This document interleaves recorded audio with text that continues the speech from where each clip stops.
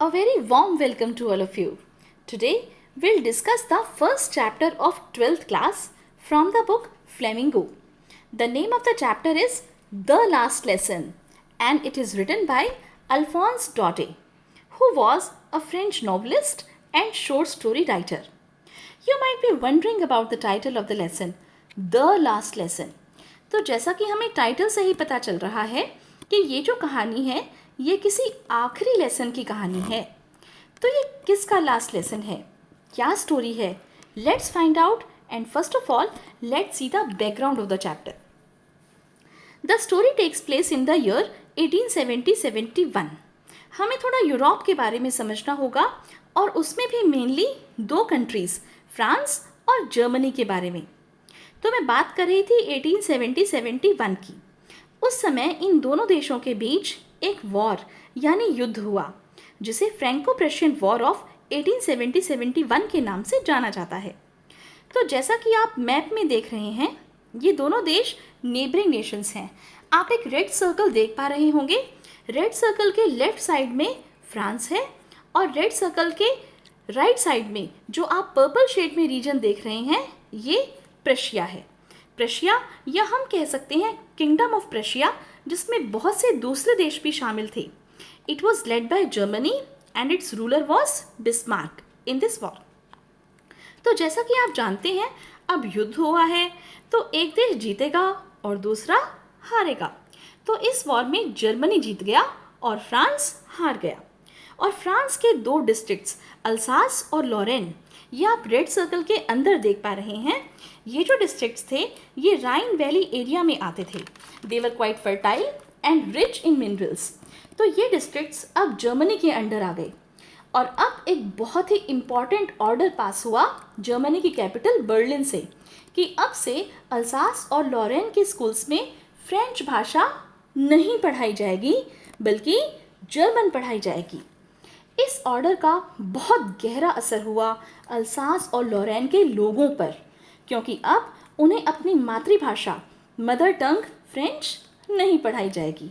Now let's take a quick look at the difficult words and their meanings which will come across the chapter.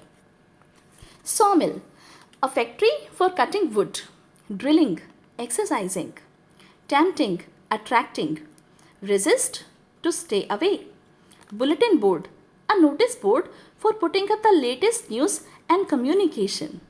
A great bustle, a lot of noise created by many people in unison at the same time.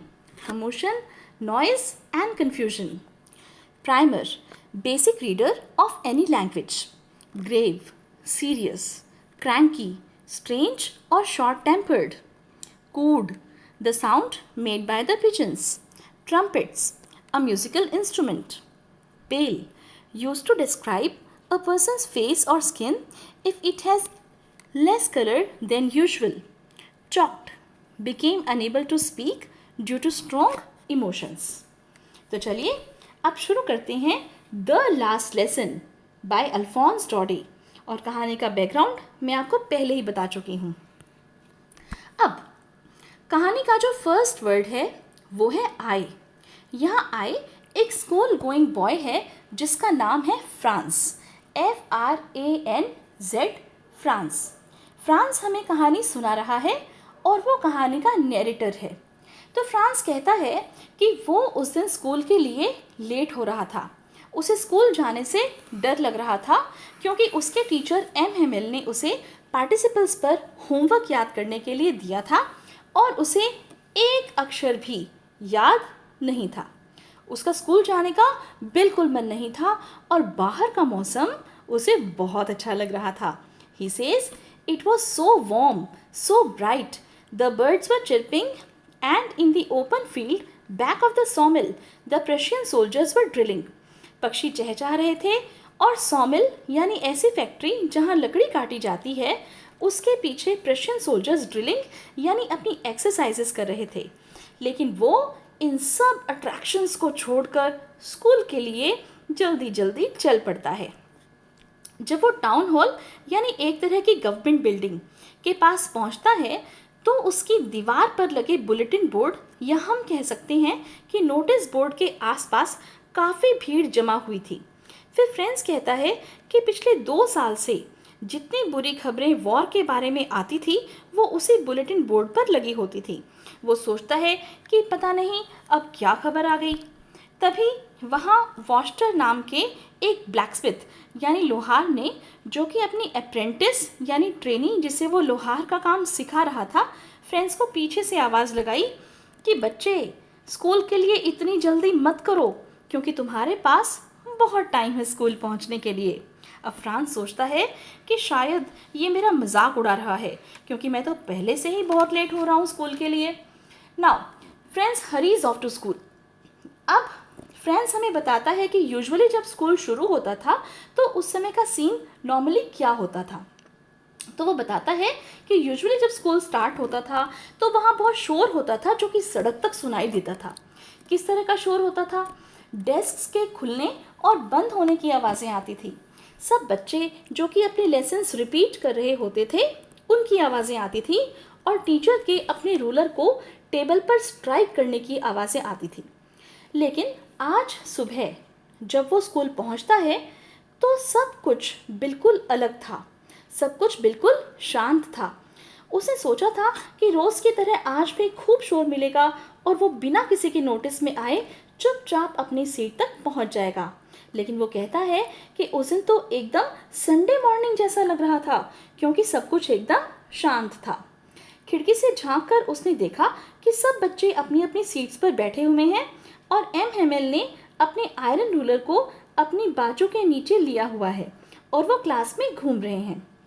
France को अब gate खोलकर class में जाना था। उसे शर्म आ रही थी, वो लेट था। उसे बहुत गिल्ट महसूस हो रहा था क्लास में एंटर करने में। उसे लग रहा था कि भाई आज तो डांट पड़ेगी ही पड़ेगी, लेकिन ऐसा कुछ नहीं हुआ। एम हेमेल ने कहा कि फ्रांस अपनी सीट पर आकर बैठ जाओ, हम तुम्हारे बिना ही क्लास शुरू करने वाले थे। फ्रांस जल्दी से अपनी सीट पर जाकर बैठ गया। फिर फ्रांस ने देखा कि एम हेमेल ने अपनी स्पेशल ड्रेस पहनी हुई है। उन्होंने ब्यूटीफुल ग्रीन कोट, फ्रिल वाली शर्ट और लिटिल ब्लैक सिल्क कैप पहनी हुई है। ये स्पेशल ड्रेस तो एम हेमेल इंस्पेक्शन या फंक्शन वाले दिन पहनते थे। तो फ्रांस को बहुत अजीब लगता है कि why is M Hamel wearing his special dress today. तो फ्रांस को आज सब कुछ अलग अलग सा लग रहा था। लेकिन सबसे ज़्यादा हैरानी की बात तो ये थी कि क्लास के पीछे के जो बेंचेस थे जो हमेशा खाली पड़े रहते थे, आज वहाँ विलेजर्स आकर बैठे हैं। ओल्ड हाउसर जो कि किसी विलेजर का नाम है, उसने 3 कॉर्नर्ड हैट पहना हुआ था। फॉर्मर मेयर, फॉर्मर पोस्टमास्टर यानी और भी बहुत सारे काफ़ी सारे लोग आए हुए थे। सभी उदास थे। हाउसर ने प्राइमर यानी किसी भी लैंग्वेज की स्टार्टिंग में जो बुक होती है उसे प्राइमर कहते हैं। जैसे अगर हम देखें तो इंग्लिश लैंग्वेज में हम कह सकते हैं अल्फ़ाबेट्स ABC की जो बुक होगी उसे हम प्राइमर बोलेंगे। तो हाउसर ने अपने हाथ में प्राइमर पकड़ रखी थी। तभी एम हेमेल अपनी चेयर पर जाकर बैठ गए और बहुत ही सीरियस और जेंटल टोन में बोले, मेरे बच्चों, ये मेरा लास्ट लेसन है जो कि मैं तुम्हें पढ़ाऊँगा। तो लास्ट क्यों है? क्योंकि बर्लिन से ऑर्डर आ गया है कि अल्सास और लॉरेन के स्कूल्स में जर्मन लैंग्वेज पढ़ाई जाएगी। बर्लिन, मैंने आपको पहले ही बताया था, प्रशिया की कैपिटल है। प्रशिया जिसे हम मॉडर्न टाइम में जर्मनी के नाम से जानते हैं। तो वहाँ से ऑर्डर आ गए हैं कि अब से अल्सास और लॉरेन के स्कूल्स में फ्रेंच की जगह जर्मन पढ़ाई जाएगी और न्यू जर्मन टीचर कल से आ जाएगा। अब ये जो वर्ड्स थे एम हेमेल के, ये फ्रेंड्स के लिए एक थंडर क्लैप साबित हुए। यानी ये शब्द सुनते ही लास्ट लेसन, ठीक है, जैसे कि उसके ऊपर कोई बिजली गिर गई हो। अब वो समझ जाता है कि बुलेटिन बोर्ड पर क्या खबर लगी हुई थी। फ्रांस सोचता है कि ये तो बहुत बुरा हुआ, आज हमारा लास्ट फ्रेंच लेसन है, मुझे तो ठीक से लिखना भी नहीं आता और इससे भी बुरी बात यह है कि अब मैं कभी सीख भी नहीं पाऊँगा। एकदम से उसे अपनी बुक्स, जो थोड़ी देर पहले बस बोझ लग रही थी, थोड़ी देर पहले तक उसका जो टीचर एम हेमेल था, जो कि उसे क्रैंकी यानी कि बहुत ही शॉर्ट टेम्पर्ड लग रहा था, उसे बिल्कुल पसंद नहीं करता था अपने टीचर को वो, अब उसे ये सब बहुत अच्छे लग रहे थे। वो सोचता है कि इन्हीं एम हेमेल के सम्मान में ये गांव वाले आज यहाँ आए हैं। इन्हें भी पछतावा है कि पिछले 40 साल से एम हेमेल उस स्कूल में पढ़ा रहे थे, लेकिन वो कभी भी सीरियस होकर नहीं पढ़े। फ्रेंड्स, ये सब सोच ही रहा था, तभी एम हेमेल ने उसका नाम बोला। उसे पार्टिसिपल्स के रूल सुनाने थे, लेकिन जब वो बिल्कुल नहीं सुना पाया तो एम हेमेल ने उसे डांटा नहीं, बल्कि ये कहा कि तुम्हें फ्रेंच ना आने के पीछे अकेले तुम जिम्मेदार नहीं हो, बल्कि तुम्हारे पेरेंट्स और यहाँ तक कि मैं भी रिस्पॉन्सिबल हूँ, जिन्होंने बाकी सब कामों में तो तुम्हें लगाया लेकिन पढ़ने बिल्कुल भी नहीं दिया। फिर एम हेमेल फ्रेंच लैंग्वेज की विशेषताएं बताते हैं कि फ्रेंच लैंग्वेज तो वर्ल्ड की सबसे सुंदर, स्पष्ट और लॉजिकल लैंग्वेज है, और हमें अपनी नेटिव लैंग्वेज का हमेशा सम्मान करना चाहिए, क्योंकि यदि हमें कोई और देश अपना गुलाम बना लेता है तो लैंग्वेज ही एक ऐसी चाबी है, एक ऐसी की है उस इम्प्रिजनमेंट की, उस जेल की, क्योंकि आपको भी पता है कि लैंग्वेज यानी कि भाषा के द्वारा ही हम कम्युनिकेट कर सकते हैं, अपनी बात दूसरों तक पहुंचा सकते हैं। फिर एम हेमेल ने ग्रामर पढ़ाई। आज वो इतनी शिद्दत से पढ़ा रहे थे कि जैसे वो सब कुछ उनको आता है, वो एक साथ सारा का सारा ज्ञान अपने स्टूडेंट्स पर उड़ेलना चाह रहे हों। फ्रेंड्स कहता है कि शायद टीचर ने कभी इतना जोर देकर हमें पढ़ाया ही नहीं और हमें भी सब कुछ समझ में आ रहा था, शायद हमने भी इतने ध्यान से कभी पढ़ा ही नहीं। ग्रामर के बाद राइटिंग की क्लास थी। सब नोटबुक्स पर फ्रांस अल्सास लिख रहे थे। वो एकदम छोटे छोटे फ्लैग्स की तरह दिख रहे थे। सभी एकदम शांत होकर लिख रहे थे, बल्कि छोटे बच्चे जो थे वो भी बिल्कुल शांत बैठे थे। केवल पेन्स के पेपर्स पर चलने की यानी कि स्क्रैचिंग की आवाज़ें आ रही थी, या कुछ पिजन्स की कूइंग की साउंड आ रही थी। अब फ्रेंड्स यहाँ एक बहुत ही इम्पॉर्टेंट प्रश्न पूछता है कि will they make them sing in German even the pigeons? तो इसका आंसर मैं आपको बताती हूँ। देखिए, जब भी एक देश दूसरे देश को गुलाम बनाता है तो वहाँ के लोगों को एनस्लेव कर लेता है, और वो अपनी भाषा या अपने जो भी ऑर्डर्स हैं उन पर थोपता है, इम्पोज करता है। लेकिन जो एनिमल्स हैं या बर्ड्स हैं, they can not make them sing और स्पीक देयर लैंग्वेज। वो उन्हें कंट्रोल नहीं कर सकते अपनी भाषा सिखाने के लिए, क्योंकि वो आज़ाद हैं। और पिजन्स हैं, या जैसे मान लीजिए और भी कोई दूसरे बर्ड्स वगैरह हैं, तो ये बस अपनी आवाज़ में ही बोलेंगे, वो किसी और की भाषा और आवाज़ नहीं सीख सकते। तो बेसिकली ये जो पिजन्स हैं, they represent the freedom which human beings can not enjoy. अब एम हेमेल की जो सिस्टर है, she is packing the luggage.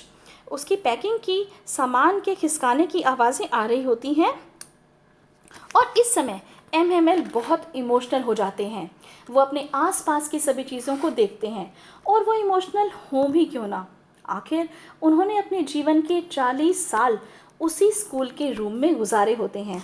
चाहे एम हेमेल कितने भी इमोशनल हो रहे हों, लेकिन बहुत ही करेज के साथ, हिम्मत के साथ वो अपना लास्ट लेसन कंप्लीट करते हैं। राइटिंग के बाद उनका हिस्ट्री का लेसन होता है। सभी लोग जो उस क्लास में बैठे थे, सभी बहुत इमोशनल हो रहे थे। तभी 12 बज गए, और तभी प्रशियन सोल्जर्स के ट्रम्पेट्स बजने की आवाज़ आई। तब एम हेमेल खड़े हुए। फ्रांस कहता है कि he never saw him so tall.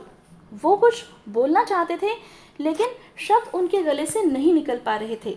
फिर वो ब्लैक बोर्ड की ओर मुड़े और चौक से पूरी ताकत से ब्लैक बोर्ड पर फ्रेंच लैंग्वेज में लिखा, विवे ला France, which means long live France. और वो बोले कि स्कूल इज़ डिसमिस्ड, कि स्कूल ख़त्म हो गया है और आप सब जा सकते हो।